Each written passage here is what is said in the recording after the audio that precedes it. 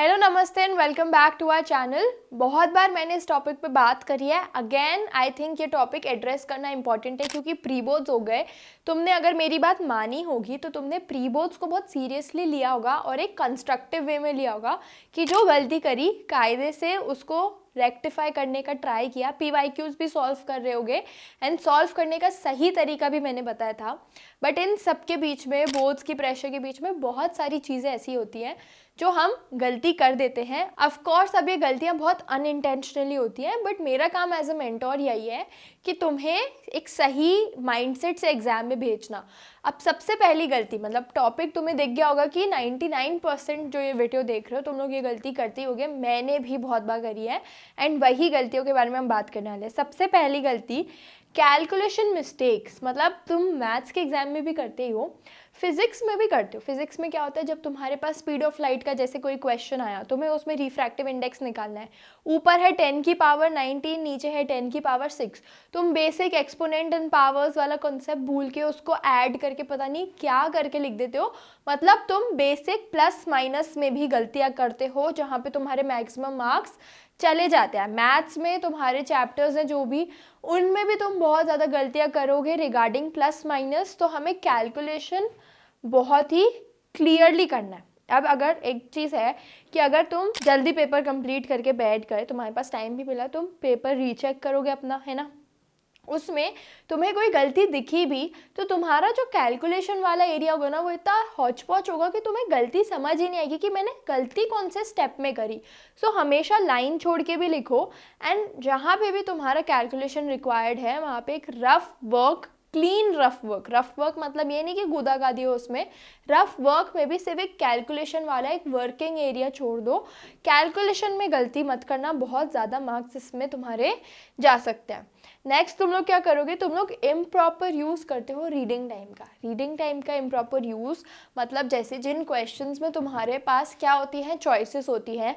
Reading time है ही इसी के लिए कि तुम वो चॉइसेस मेक करो, एक रफ आइडिया लो, एक रफ माइंडसेट लो।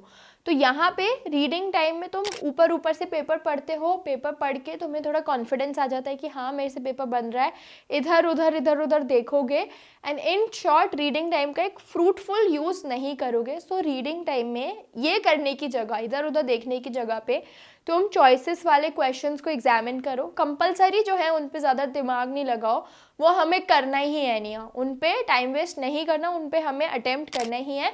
उसके अगर आंसर्स सोच रहे हो तो वेल एंड गुड। बाकी अगर चॉइस वाले क्वेश्चंस की हम बात करें तो वहाँ पे मेक वाइज चॉइसेस कि ये वाला क्वेश्चन सही है, इसमें करूँगा तो कितने मार्क्स मेरे आने की पॉसिबिलिटी है, या मेरे को सेकंड वाला जो चॉइस है वो वाला क्वेश्चन ज़्यादा आता है, तो वहाँ पे सही चॉइस बनाओ। इसी के साथ साथ अब अगर हम इंग्लिश एंड हिंदी की भी बात करें तो reading time English and Hindi जैसे सब्जेक्ट्स के लिए तो बहुत मैंडेटरी, मतलब तुम्हें यूज़ करना है, सही से यूज़ करना है। क्या करके कि जो तुम्हारा अपठित गद्यांश हो गया या तुम्हारा अनसीन पैसेज हो गया उसको रीडिंग टाइम में ही रीड करके ख़त्म कर लो। सॉल्व करते टाइम रीड करोगे, अगेन 15 मिनट्स तुम्हारे क्या होंगे, वेस्ट होंगे। तब रीड कर लोगे रीडिंग टाइम में, वो 15 मिनट्स तुम्हारे बच जाएंगे। इसी के साथ साथ जो तुम्हारी क्रिएटिव राइटिंग वाला पोर्शन है उसको एक बार एक रफ प्लॉट बना लो अपने दिमाग में कि मैं क्या स्टोरी लिखने वाला हूँ, कैसे स्टोरी लिखूँगा। इन शॉर्ट मैं यही टोटलिटी में यही बोलना चाह रही हूँ कि रीडिंग टाइम का एक एफिशिएंट यूज़ करो। एंड लास्ट पॉइंट आता है ओवर कॉन्फिडेंस। ओवर कॉन्फिडेंस कैसे नहीं हो।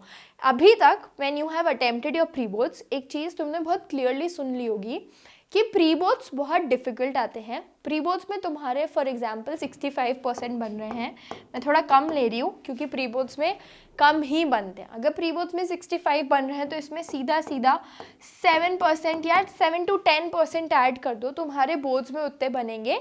क्योंकि प्री बोर्ड स्कूल वाले इंटेंशनली बहुत ज़्यादा डिफ़िकल्ट बनाते हैं ना, ये चीज़ हमने अपने सीनियर्स से सुनी है और ये चीज़ से हम बहुत ज़्यादा खुद को सेटिस्फाई करते हैं कि यार प्री बोर्ड्स में अगर इतने परसेंट आए तो फाइनल्स पे तो इससे ज़्यादा ही आएंगे, ये ऐसा ही होता है। बट यहाँ पे भी क्या होता है, प्री बोर्ड्स का लेवल डिफिकल्ट होता है, आई अग्री। जब बोर्ड्स का तुम्हें क्वेश्चन पेपर मिलता है वहाँ पे तुम क्या करते हो, तुम क्वेश्चन देखते हो, क्वेश्चन तुम्हें इजी लगता है तुम थोड़े एक्साइटमेंट में आके बहुत गलती कर देते हो, एक तो ओवर कॉन्फिडेंस हो जाते हो। अब ओवर कॉन्फिडेंस ऐसा ही नहीं है कि तुम क्वेश्चन गलत अटेम्प्ट करो, ऐसा भी बहुत बार होता है कि तुम क्वेश्चन गलत रीड करो एंड क्वेश्चन को तुम्हारी आंसर स्क्रिप्ट में, जैसे किसी भी टॉपिक में अगर तुम गिवन लिख रहे हो या कुछ क्वेश्चन रीड आउट करके उसको कॉपी करने का ट्राई कर रहे हो या कुछ भी स्टेटमेंट पेपर से लिखना चाहते हो तुम आंसर स्क्रिप्ट में, तो तुम वहाँ पे क्या करते हो, गलत क्वेश्चन नोट डाउन करते हो only because of your over confidence कि ये तो मेरे को आता है, एंड एक्साइटमेंट में वहाँ पे तुम्हारे मार्क्स अगेन चले जाते हैं। सो प्री बोर्ड्स डिफिकल्ट होते हैं, अग्रीड। बोर्ड्स कंपैरेटिवली इजी आएंगे, बट इजी होने का मतलब ये नहीं कि बोर्ड्स बिल्कुल लाइटली लो। कामली बहुत कंपोज्ड होके क्वेश्चन को रीड करना, क्वेश्चन को सही से समझना, सही से पढ़ना एंड सही से देखना।